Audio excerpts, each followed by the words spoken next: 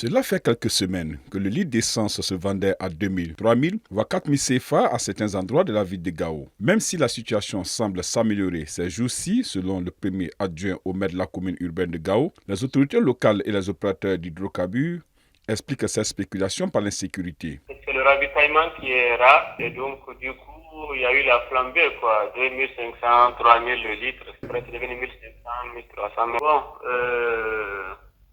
Mais ça commence à aller, c'est descendu il y a à peu près 3-4 jours, c'est descendu. Depuis jeudi, vendredi, commencé à descendre un peu quoi.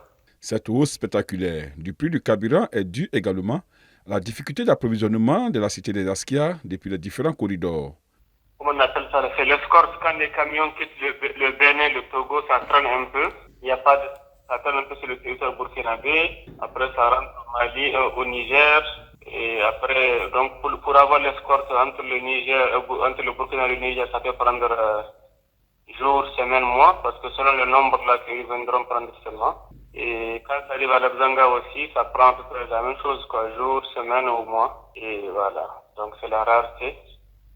Et à l'époque, il n'y avait pas tellement de douane, et maintenant on demande aux gens de dédouaner, de passer par les choses, donc tout ça quoi. Mais l'Algérie aussi, ceux qui viennent de l'Algérie aussi, avec la situation de la route là, ils ont du mal à passer quoi.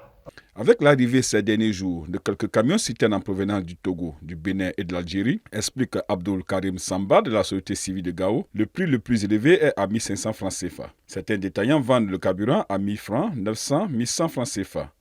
Le prix varie sur le marché, même si la tendance est à la baisse, contrairement aux jours précédents. La hausse du coût du carburant impacte notamment celui du transport et cela a des répercussions à la fois sur les entreprises et sur la clientèle.